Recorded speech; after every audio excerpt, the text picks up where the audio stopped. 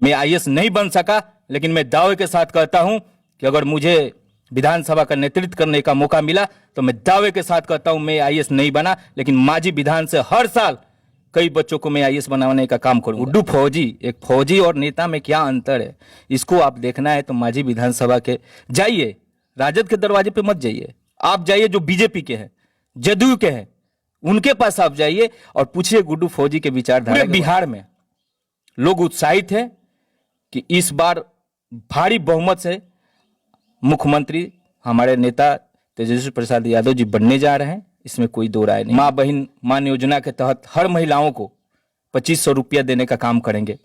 जो बुढ़ा पेंशन हम लोग बुजुर्ग को 400 रुपया देते हैं, आज बताइए 400 में क्या होगा, लेकिन हमारे नेता बोले कि हम लोग का सरकार बनेगा तो हम इसको 400 से बढ़ाकर 1500 से करेंगे। उसमें विधवा पेंशन हो गया, विकलांग पेंशन हो गया, सब इसमें शामिल। मांझी विधानसभा से एक फौजी ने दावेदारी कर दिया है और कहीं ना कहीं मांझी विधानसभा के जनता के समक्ष जाकर अपने मुद्दाओं को दर्शा रहा है। जी हां, मैं बात कर रहा हूं मांझी विधानसभा से विधानसभा प्रत्याशी गुड्डू कुशवाहा उर्फ फौजी जी का, जो कि 2025 के चुनाव में विधानसभा प्रत्याशी के रूप में सामने आए हुए और कहीं ना कहीं फौज की नौकरी छोड़ करके ये जनसेवा भावना से नेतृत्व करना चाहते हैं। स्वागत है आपका सर। थैंक यू, आपका भी बहुत बहुत धन्यवाद। और आपके चैनल पर जितने भी व्यूअर हैं उनको भी मेरा सबको सलाम आदाब। और आप लोग मेरे पास आए, आप सभी का भी हमारे यहाँ स्वागत और अभिनंदन है। सर, सबसे बड़ी बात यहाँ पे क्या आ रही है कि आप फौज की नौकरी छोड़ करके राजनीति को क्यों चुने आप? देखिए, मैं जिस ग्रामीण क्षेत्र से प्रवेश करता हूँ, हमेशा अपने लोगों को लेकर, गरीब गुरबे पिछड़े दलित अक़लियत के लोगों को लेकर, मैं जब सेना से आता था तो इनकी दुख दर्द में हमेशा मैं पार्टिसिपेशन किया, हमेशा लोगों को आगे बढ़ाने का काम मैं करता रहा था। जब सेना में मेरी नौकरी 10 साल के बाद हुई, तभी से मेरी चाह हो गई कि मैं जनता के लिए कैसे कुछ कर सकता हूँ। तो मुझे बहुत सारे अधिकारी मार्गदर्शन करते थे कि देखिए आप ऐसा कीजिए तो आप तुरंत लोगों से जुड़ के कुछ लोगों के लिए कर सकते थे। तो मैंने फौज में भी रह के बहुत सारा काम किया, जैसे युवाओं के लिए मैं यहाँ पे कंप्यूटर सेंटर खोल के युवाओं को प्रशिक्षण देने का काम किया फ्री ऑफ कॉस्ट। सिलाई सेंटर खोलकर बहुत सारे अपनी लड़कियों को, यहाँ पर महिलाओं को मैंने फ्री ऑफ कॉस्ट सिलाई सिखाने का काम किया। तो मेरे दिल में हमेशा चाह रहता था कि मैं लोगों के लिए कैसे कुछ कर सकूं।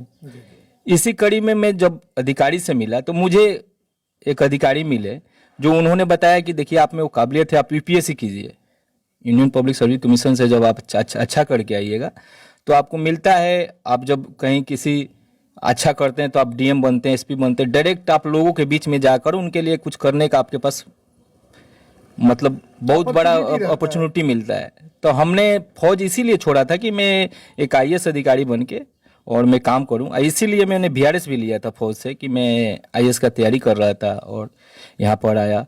और तैयारी के दौरान जब मैं फौज छोड़ के आया तो मैं दिल्ली में दृष्टि में कोचिंग कर रहा था और उसी दौरान लालू जी से मुलाकात होती है मेरी, और इनके बातों से इतना मैं प्रभावित होता हूँ कि मुझे वहाँ पर फिर दिखता है कि सबसे अच्छा है कि मान लीजिए कि फिर मेरे दिमाग में आने लगा कि मैं बिहार के लिए कुछ करना चाहता था, अपने गांव के लिए कुछ करना चाहता था। अगर मैं आईएएस बन गया, कहीं गलती से महाराष्ट्र कैडर मिल गया तो वो अरमान मेरा अधूरा रह जाता, जो मैं अपने गांव के लिए देखा था, अपने राज्य के लिए देखा था।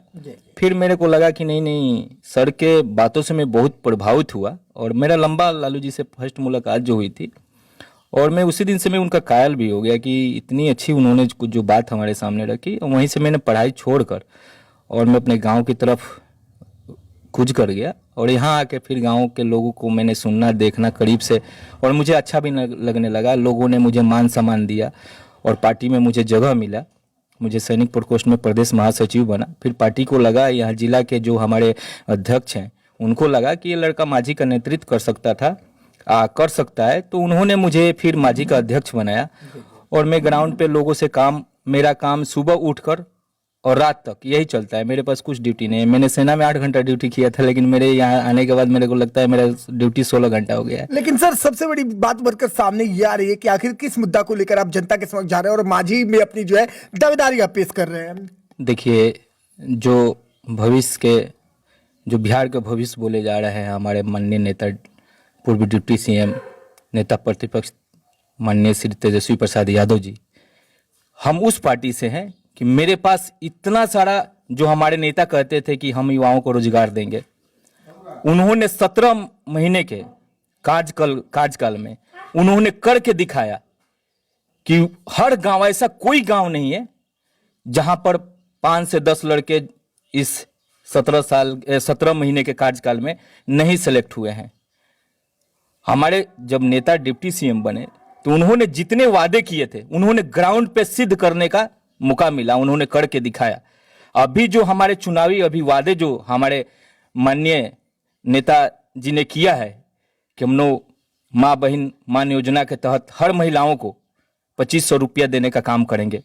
जो बूढ़ा पेंशन हम लोग बुजुर्ग को 400 रुपया देते हैं, आज बताइए 400 में क्या होगा। लेकिन हमारे नेता बोले कि हम लोग का सरकार बनेगा तो हम इसको 400 से बढ़ाकर 1500 से करेंगे। उसमें विधवा पेंशन हो गया, विकलांग पेंशन हो गया, सब इसमें शामिल है। आज देखिए गरीब के घर में कनेक्शन है पर बिजली का कनेक्शन कट चुका है, अंधेरे में सो रहा है।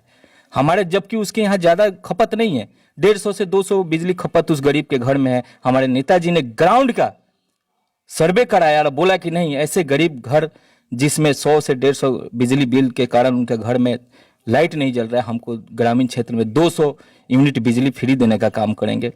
जो आपने देखा हमारे नेता ने पहली बार पूरे देश में बीपीएससी का एग्जाम जो कराए, इतना बड़ा बीपीएससी एक विज्ञापन में कभी एग्जाम नहीं कराई थी, और उसको उन्होंने उस सफलतापूर्वक उन्होंने एग्जाम कराकर लड़कों को ज्वाइनिंग लेटर देने का जो काम किया वो अपने आप में मतलब पूरे वर्ल्ड में विख्यात हुआ। आप अभी देखिए इस सरकार में एक छोटा सा आप अभी बीपीएससी का एग्जाम लिए बच्चे अभी तक लाठी खा रहे हैं इस ठंडी में पानी का वजह। तो हमारे पास बहुत सारा विजन है नेताजी का जो हम लोगों के बीच में ले जाके जन जन के बीच में पहुंचा रहे हैं, और पूरे बिहार में लोग उत्साहित है कि इस बार भारी बहुमत से मुख्यमंत्री हमारे नेता तेजस्वी प्रसाद यादव जी बनने जा रहे हैं, इसमें कोई दो राय नहीं है। लेकिन सर सबसे बड़ी बात है यार कि आपने इतना बड़ा त्याग किया है जनता के लिए, इतना बड़ा आपने संघर्ष किया और कहीं ना कहीं त्याग किया है आपने, तो क्या आपको लगता है कि आपके त्याग को देखते हुए, समर्पण को देखते हुए 2025 के चुनाव में मांझी विधानसभा की जनता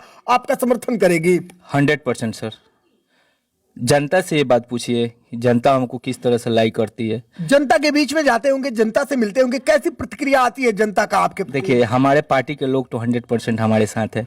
हमारे पार्टी से हट के भी गुड्डू फौजी, एक फौजी और नेता में क्या अंतर है, इसको आप देखना है तो मांझी विधानसभा के जाइए, राजद के दरवाजे पे मत जाइए, आप जाइए जो बीजेपी के हैं, जदयू के हैं, उनके पास आप जाइए और पूछिए गुड्डू फौजी के विचारधारा के बारे में, हमारे बारे में, फिर आपको पता चलेगा कि ये नेता नहीं, ये मांझी का बेटा है।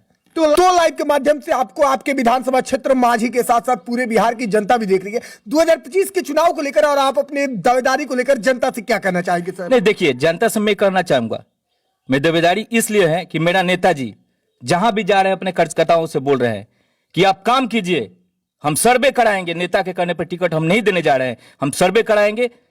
जो कार्यकर्ता, जो सदस्य राष्ट्रीय जनता दल का लोगों के बीच में जाता है, उठता है, बैठता है, उसके दुख सुख में सम्मिलित है, पार्टी का काम तहे दिल से समाज के अंदर कर रहा है, उसको हम टिकट देने का काम करेंगे।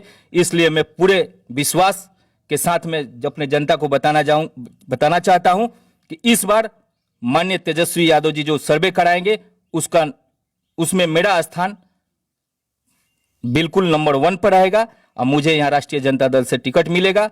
हम यहाँ भारी बहुमत से जीतकर अपने पार्टी को एक विधायक हम अपने बिहार विधानसभा में देने का काम करेंगे। मान लीजिए राजद आपको टिकट दे देती है, मांझी विधानसभा की जनता आपको अपना नेतृत्व करता चुन लेती है, आप विधायक बन जाते हैं मांझी का, तो सबसे पहला जो आपका विकास का कार्य होगा मांझी के लिए वो कौन सा होगा? देखिए मैं आपको चैनल के माध्यम से बता देना चाहता हूँ, जिस लिए विधायक चुने जाते हैं आज तक एक भी विधायक ऐसा नहीं है कि जो जमीन पर उतर के वैसा काम किया गया है।